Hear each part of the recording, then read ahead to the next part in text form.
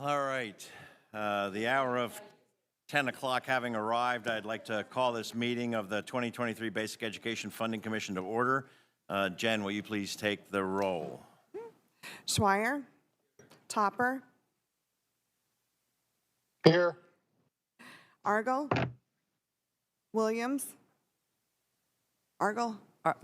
Proxy. Williams. Here. Sterla. Here. Isaacson. Ortitai. Here. Warner. Here. Hughes. Proxy. Miller. Proxy. Phillips-Hill. Here. Rothman. Marcus Delgado. Here. Angela Fitterer. Here. And Natalie Krug. Here.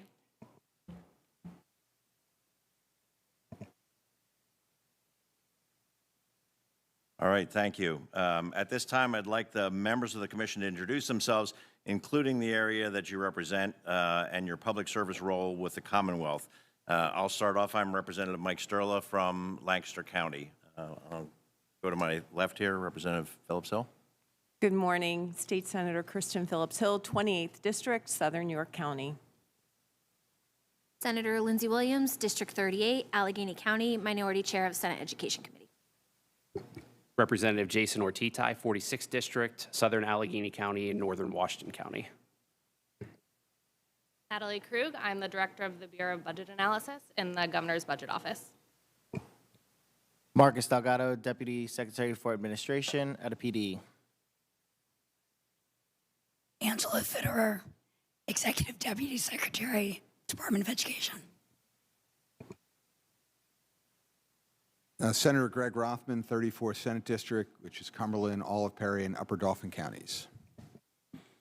Good morning, Pete Schweier. I represent the 134th Legislative District in Lehigh County, the Allentown, East Penn, and Salisbury School Districts, and I'm Majority Chair of Education in the House. I'm Representative Mary Isaacson for the 175th District in Philadelphia. Thanks. Representative Topper, do you want to go next? Sure. Jesse Topper, I represent the 78th District, Bedford and Fulton counties. I'm the Minority Chair of the House Education Committee. And Representative Warner. Representative Ryan Warner, Fayette County.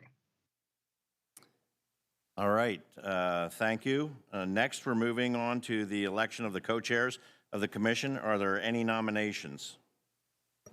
Thank you, Representative Sterla. I would happily nominate Representative Mike Sterla and Senator Kristen Phillips-Hill to be the co-chairs of this commission. Do I hear a second? Second's been seconded. Guess we can do a voice vote if that's okay with everybody. All in favor of Senator Kristen Phillips-Hill and Representative Mike Sterla serving as co-chairs of the 2023 Basic Education Funding Commission, say aye. Aye. Aye. Aye. Any opposed? The ayes have it. So on behalf of the co-chairs, I want to thank the members for their support. The next agenda item is a review of the BEFC, Section 123 of the Public School Code, which requires the BEFC to review and make recommendations related to basic education funding.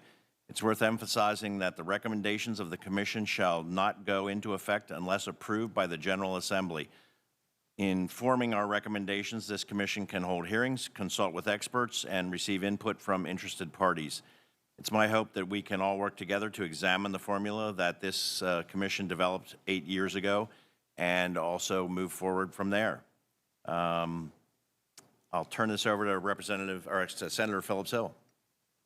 Thank you, Chairman Sterla. Would like to thank you for the overview, for the information to the members. Please hold June 7th at 10 a.m. for the next meeting of the commission, and Representative Sterla and I will be working on an agenda, and we will share it when it is finalized. For our final agenda item, I'd like to open the floor to any comments from members of the commission. Would anyone like to be recognized for comments?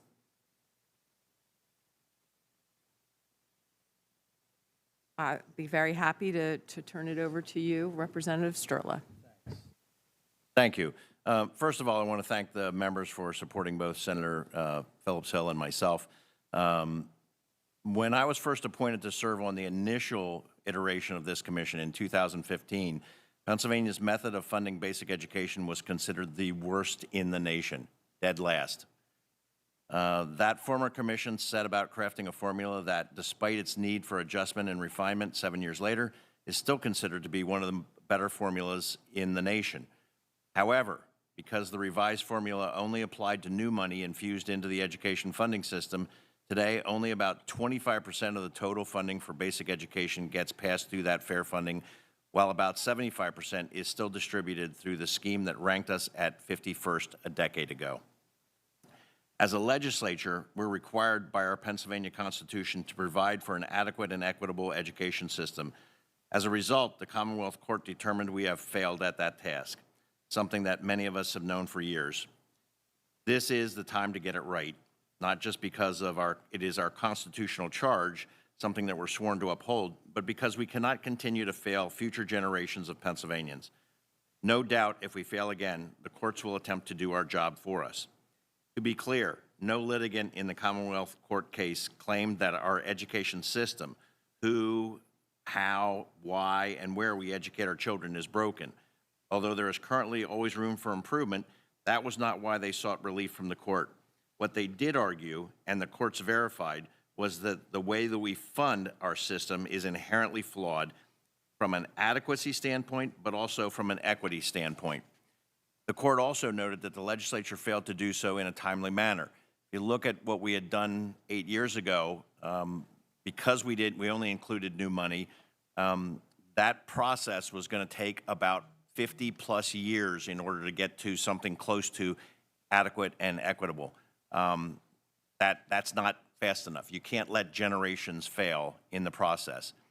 So this then is our mission, to determine how to adequately and equitably fund a system of education that meets constitutional muster, and to do that now.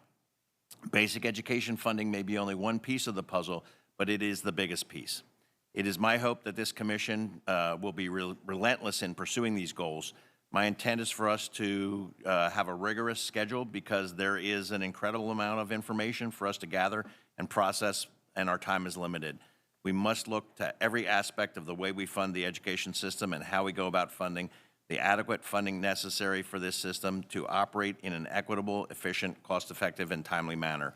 I believe this is achievable, and I hope that is the case for all the 15 members of the commission, as well as the support staff. And I look forward to working with you in this endeavor. Thank you. Thank you, Chairman Sturla. Are there any other comments from members?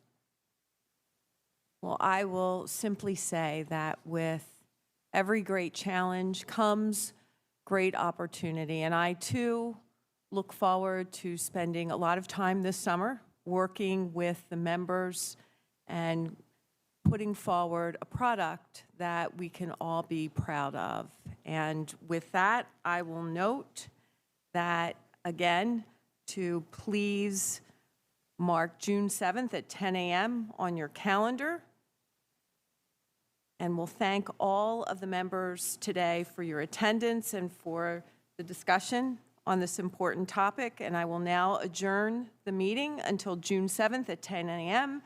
or, if sooner, recalled by the chairs. Thank you very much.